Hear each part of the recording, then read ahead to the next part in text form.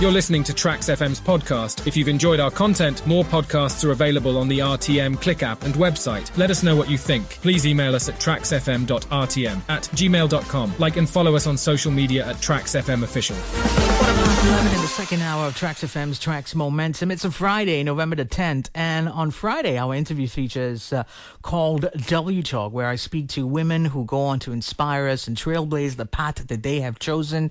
On the show, where I like to say we play you the music you love and also have the chats that you enjoy. And on today's edition of W Talk, I will be speaking to a very special guest in the studios who'll be shedding some light on a topic that concerns all of us, which is eliminating violence against women. And to share her insights, her wisdom, and to talk a little bit more in detail about that, I have, not next to me, but she's in front of me.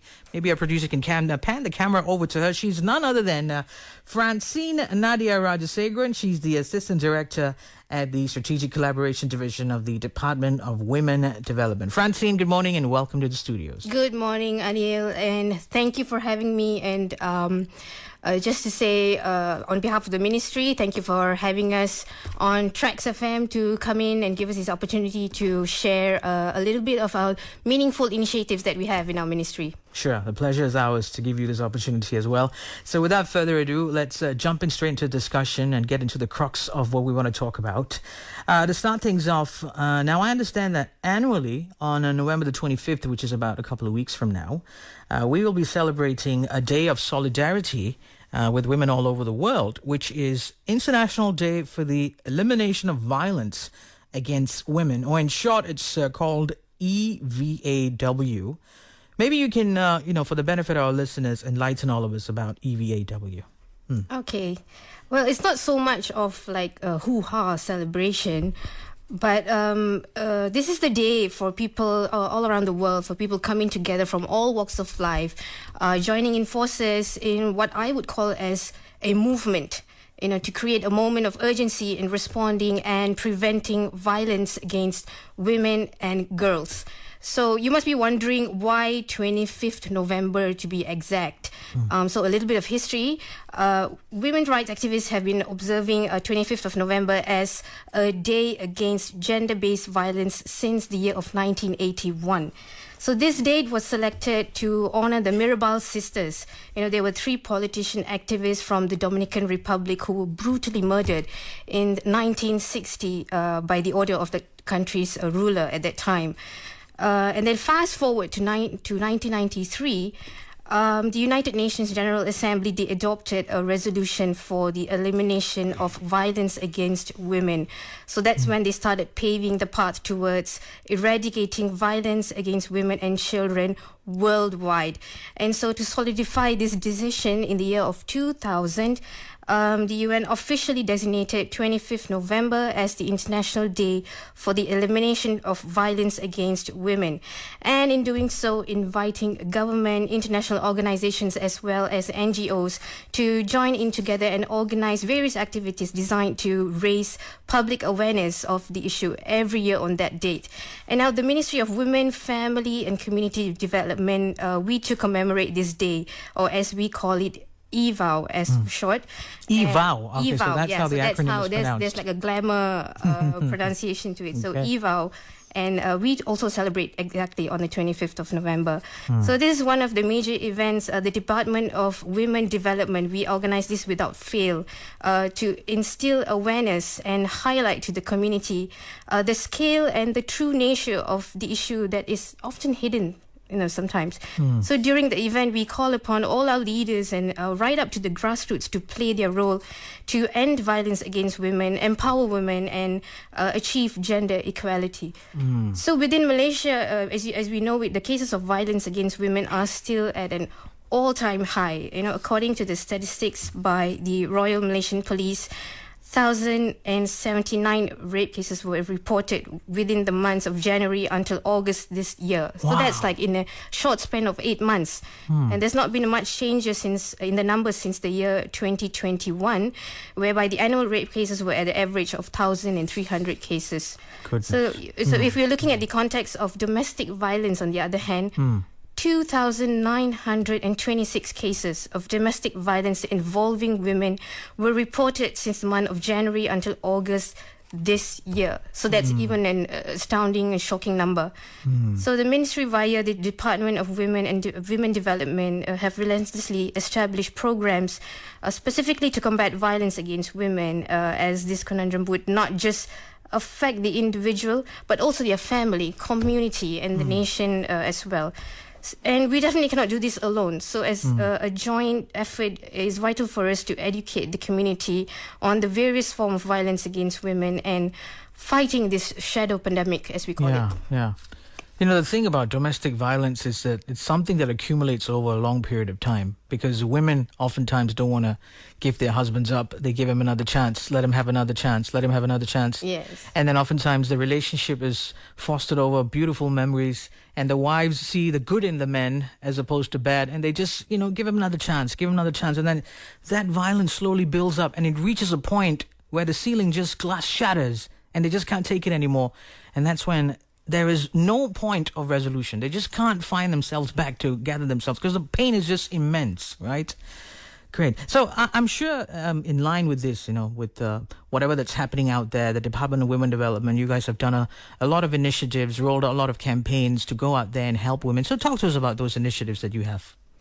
Well, the Department of Women Development, we have been actively engaging with the community to what we call as Squad Wajah volunteers. So we have our volunteers who are working ceaselessly to empower the community by providing psychosocial support and organizing activities to help the public.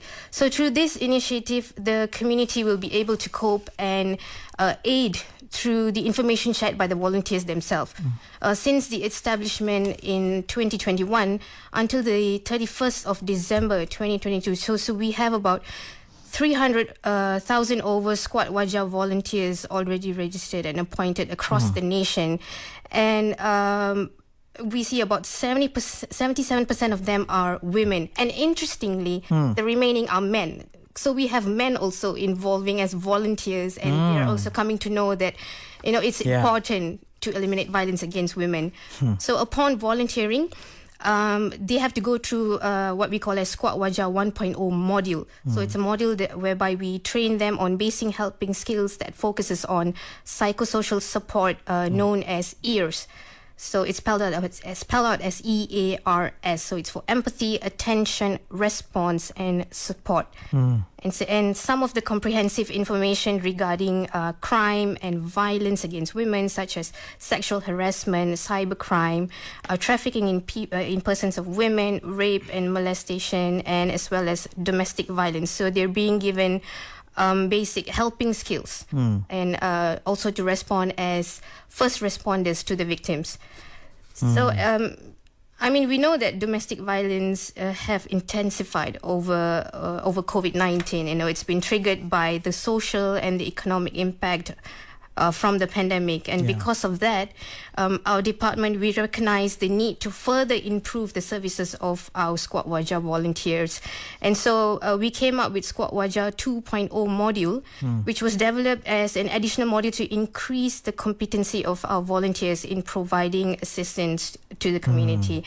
So Squad Wajah Module 2.0 offers skills that are necessary today, and we have like psychological first aid, or we call it PFA for short, and we also have a psycho-spiritual approach which integrates both psychology and spiritual means, and it's been taught to the volunteers to assist their clients through the gratitude and forgiveness therapy. So this year we're doing it a little bit different, and the department plans to increase more trainers through the training of trainers TOT program for Squad Wajah, involving participation from various agencies, which would then further enhance the Squad Wajah 2.0 and eventually draw in more volunteers to come into the department. So apart from that, we also have Matahari program, which is conducted as an effort to improve one's well-being through psychological strategies and positive thinking to ensure a more stabilized emotion and a better response for our women. And the program actually highly promotes importance of resilience and adapting positively to change. And we also have another program called the IRIS program, which is an initiative that focuses on enlightening issues of discrimination and mistreatment of women in legal situations. Now, this program aims to provide an increase in legal literacy among women, as it functions as a medium to disseminate information and knowledge of their rights in how to face the law, connect them with the possible aids and reporting channels that are readily available for the victims, especially for the women who are victimized by violence and discrimination. In continuous efforts to help our women, the department was actually given a task to lead a working community for advocacy and capacity building, which functions as a platform to strategically plan out best solutions to protect women, organize advocacy programs, as well as more targeted awareness campaign, which brings in collaborations with other government agencies and NGOs. So referring to that, separately we have the act of sexual harassment, which should never be taken lightly, because it causes trauma, phobia and fear in the victims and somewhat disturbs the community's well-being.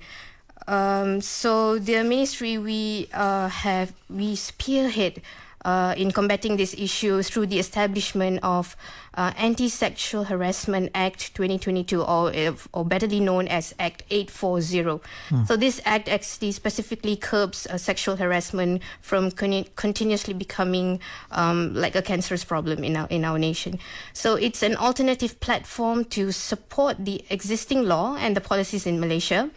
And it provides like a haven for victims to actively speak up and report any incidents of sexual harassment, so that justice can be taken and the remedy and the remuneration could be restored for the victims.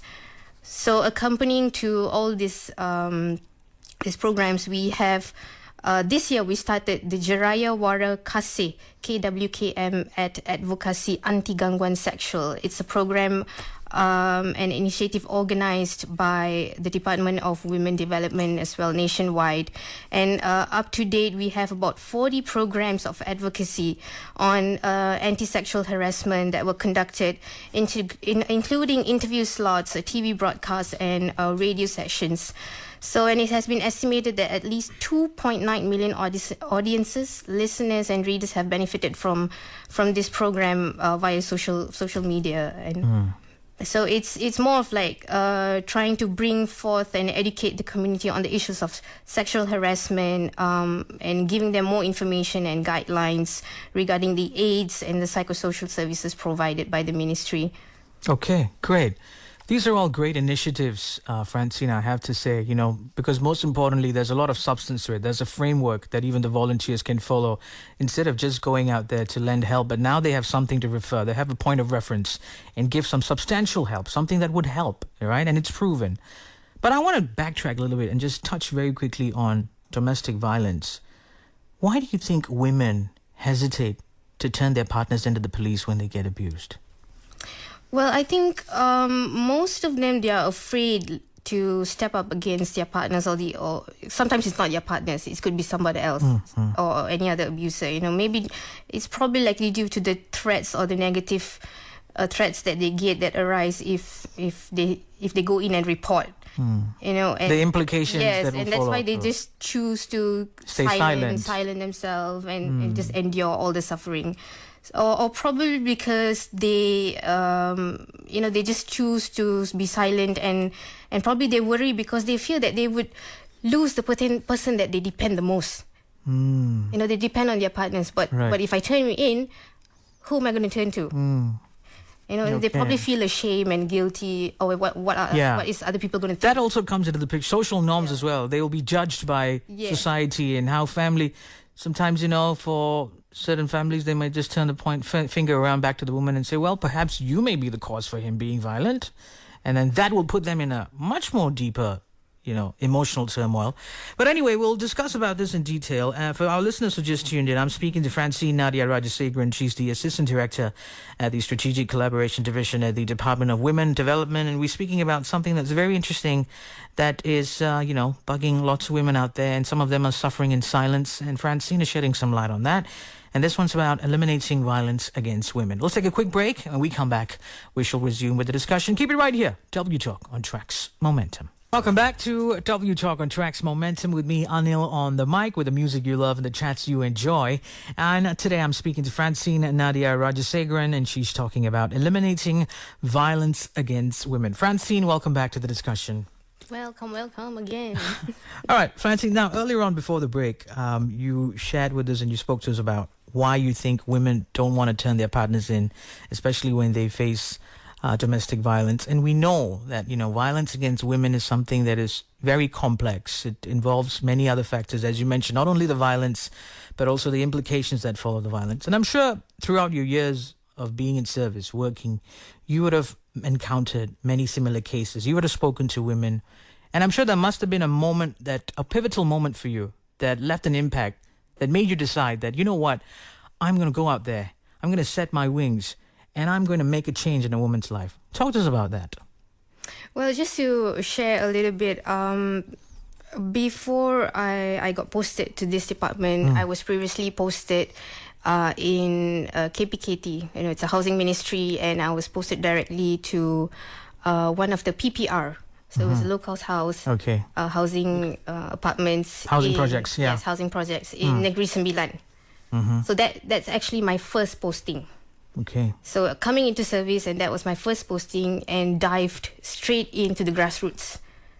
So, and I was posted there to do programs for the community there, and more so for the women in the PPR. So looking, you know how the conditions are, yes, and how the situation is, how the social life is in PPR. It's our version of the ghetto. Yes, our version of the ghetto, definitely ghetto there in Negeri Sembilan. Okay. And there were a couple of times where I experienced. I'm in my office, and I'm hearing people on the top there shouting and screaming, and I can hear the husband banging doors, and literally slapping the wife. And we know, and the kids are crying, and I said, oh my gosh, this is my first posting, and I'm in this dire situation. Okay. What can we do? What are the programs do you think that we can do to inspire women to get them out from there, basically? And I don't know, I guess my prayers were answered. Number one, I managed to get out from there. Okay. Because there was a situation where we even had like someone running in amok into the office as well. So it was a blessing. Okay. But the other blessing is that I got into this department. Okay. So all the more reasons to come in and do programs for women and inspire women. So speaking about programs, the celebration for International Day for the Elimination of Violence Against Women, EVAW, as you mentioned, on the 25th of November is taking place. Tell us about, the events that have been planned to commemorate this year's celebration. Okay, so this year, the theme for this year is, as declared by UN Women, is Unite, Invest to Prevent Violence Against Women and Girls. So we are also going to go with the same theme this year.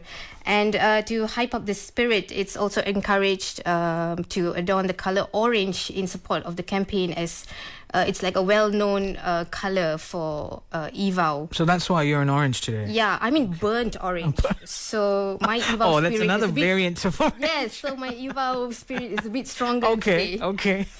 So the campaign focuses on basically raising awareness for the community as a step to for precaution, and then further down the line, you're instilling the strength in women to come out and speak up against their abusers.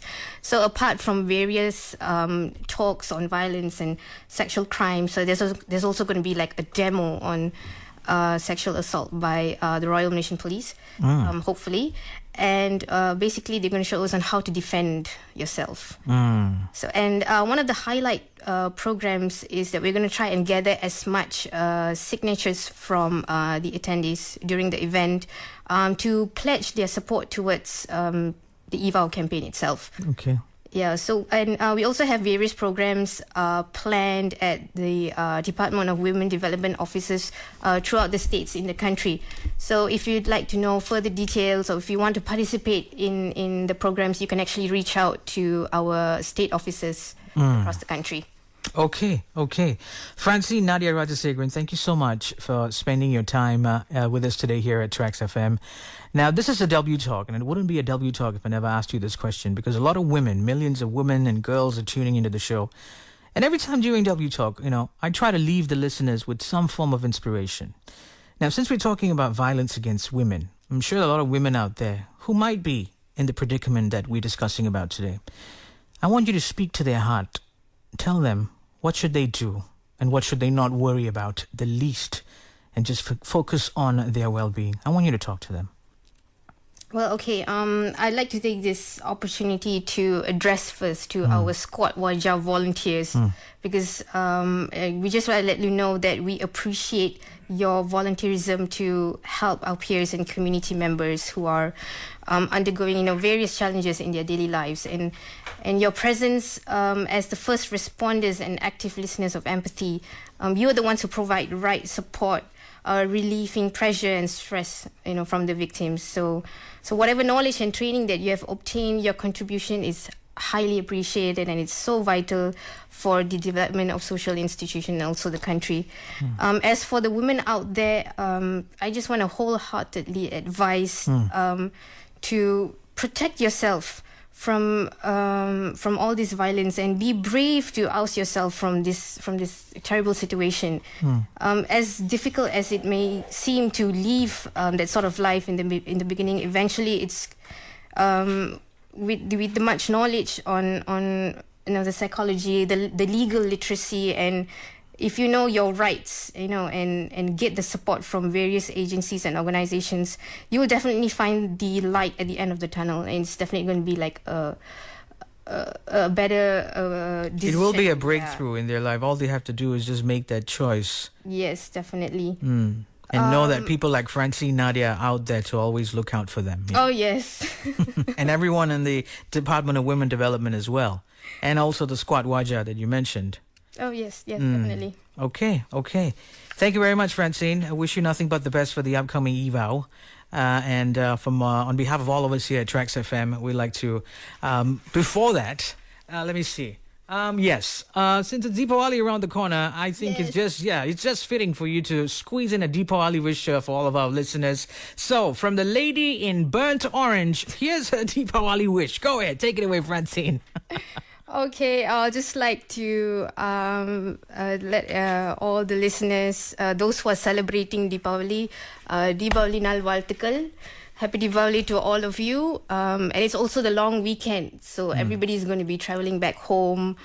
So if you're going to be on the roads, travel safe, drive safe. As much as we want to eliminate violence against women, we also want to eliminate violence on the road. So let's not do that. Let's adhere to the rules. Be courteous on the road. And while we're on the road, wouldn't it be nice to listen to a Tamil song? What song do we have up next? Take it away, Franzeene. Okay, up next we're going to have Kavala. From? Oh gosh, from what? I don't know. From Jailer. Yes, Jailer. But that song is dedicated to my daughter because that's her favorite song. Okay. So this is Kavala for you on the Deepavali season. Happy Deepavali from Franzeene and Anil on the mic. You're listening to Tracks FM's podcast. If you've enjoyed our content, more podcasts are available on the RTM Click app and website. Let us know what you think. Please email us at tracksfm.rtm@gmail.com. Like and follow us on social media at Tracks FM Official.